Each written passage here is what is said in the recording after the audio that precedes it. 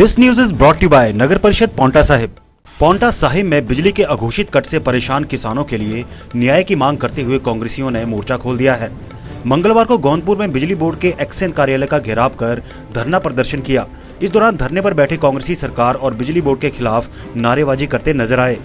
कांग्रेस का आरोप है कि पांवटा साहिब में पिछले कई दिनों से ग्रामीण क्षेत्रों में बिजली के अघोषित कट लग रहे हैं, जिससे लोग भारी परेशान हैं। सामने आया है, मैं उसके लिए एक्सपेक्ट करता हूँ कि आप लोग बिल्कुल, मुझे पता है कि थोड़ा सा बिजली की समस्या चली हुई है, उस वजह से आप लोग तकलीफ में हैं, बट मैं थोड़ा सा आपको एक क्लियर कर देना चाह रहा हूँ कि इसकी भी एक कारण है। एक्चुअली हमारे दो नए सबस्टेशन, एक बद्रीपुर न्यू बद्रीपुर सबस्टेशन के साथ एक ओल्ड बद्रीपुर सबस्टेशन बनना प्रस्तावित था, उसका काम शुरू भी हो गया है।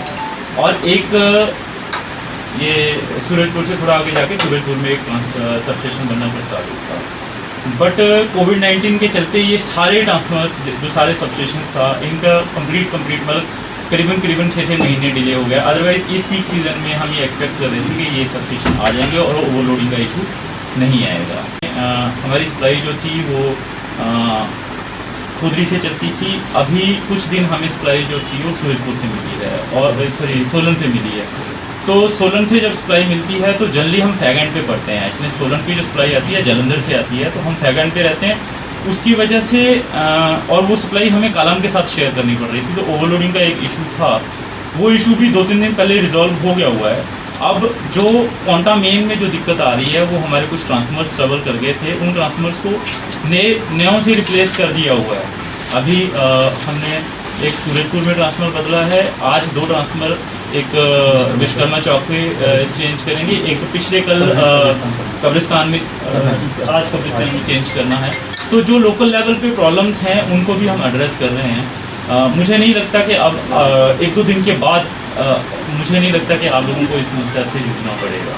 के डिवीज़न में जितने क्षेत्र आते हैं, वो चाहे पांवटा साहिब है, शिलाई है, रेणका निर्वाचन क्षेत्र के भी, नाहन निर्वाचन क्षेत्र के भी जो गांव हैं, कस्बे हैं, पांवटा का बड़ा शहर है, हर इलाका आज बिजली की समस्या से त्रस्त है।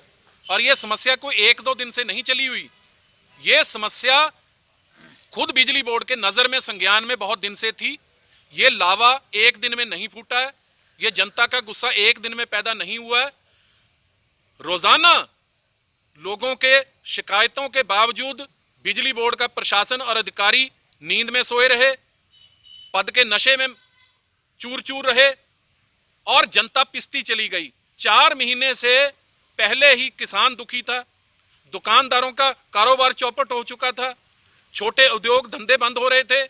लेकिन बिजली बोर्ड की इस नकारा व्यवस्था के कारण पूरे क्षेत्र में आम जनजीवन चरमरा गया है, जिसका बिजली बोर्ड पूरी तरह से जिम्मेदार है। हम चाहे आज मैं अनिंदर सिंह नौटी प्रदेश कांग्रेस कमेटी की तरफ से, हमारे साथ पांवटा निर्वाचन क्षेत्र से, शहर से जुझारू पार्षद यहाँ बैठे हैं, हमारे साथ जिला परिषद के सदस्य हैं, पूर्व प्रधान हैं, जिम्मेवार नागरिक हैं, कांग्रेस के पदाधिकारी हैं। लेकिन ये हम सब का दर्द नहीं, ये उन लाखों लोगों का दर्द है जो पिछले कई दिनों से इस दर्द को झेल रहे थे, जिसको समझ तो सका बिजली बोर्ड, शायद समझ तो सका, लेकिन इस व्यवस्था को सुधार नहीं सका। उस चेतावनी के रूप में आज हमने घेराव शुरू किया है। यह घेराव और उग्र होगा। गांव देहात से लोग ट्रैक्टरों ट्रालियों में गाड़ियों में भर के यहां पहुंचने को तैयार हैं।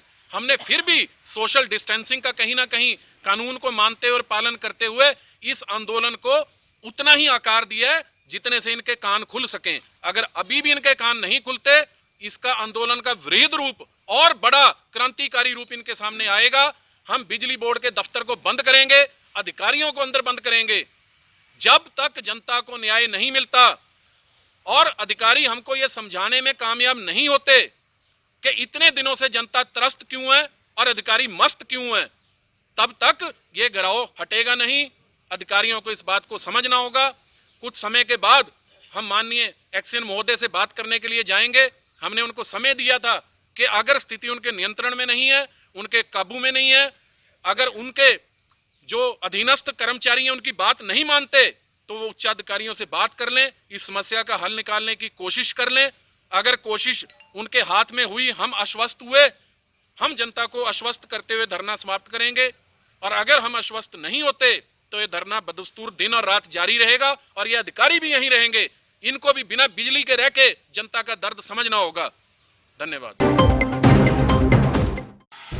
नगर परिषद पांवटा साहिब की प्रबुद्ध जनता से अपील करती है कि कोरोना वायरस कोविड-19 को लेकर सरकार व प्रशासन द्वारा समय समय पर जारी दिशा निर्देशों का पूरी तरह से पालन करें। नगर परिषद पांवटा साहिब द्वारा शहर साफ सफाई के लिए विशेष अभियान चलाया जा रहा है व शहर को 4 बार पूर्णतः सैनिटाइज किया जा चुका है। नगर परिषद द्वारा पार्षदों के माध्यम से मास्क, सैनिटाइजर व प्रवासी मजदूरों को राशन भी आवंटित किया गया है। साथ ही door to door garbage collection के लिए वाहन उपलब्ध हैं। नगर परिषद द्वारा प्रत्येक सफाई कर्मचारियों को इस महामारी के दौरान बेहतरीन कार्य करने को 2 बार 1500 रुपए प्रोत्साहन राशि दी गई है।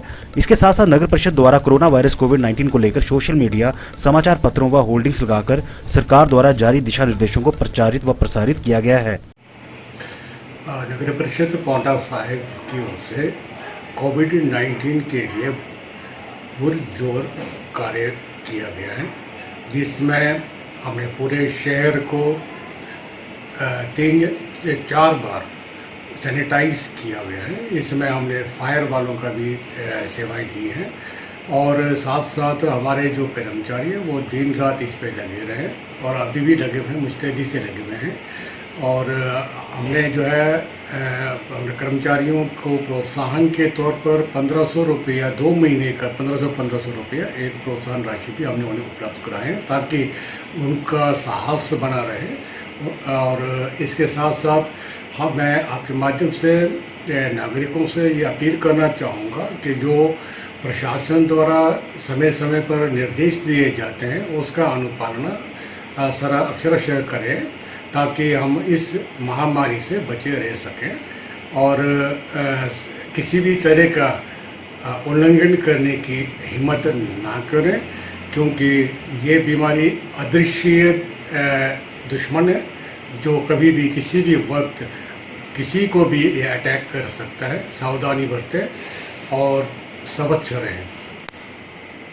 घर में रहें, सुरक्षित रहें, मास्क जरूर पहनें, सामाजिक दूरी बनाए रखें। नगर परिषद पांवटा साहिब द्वारा जनहित में जारी।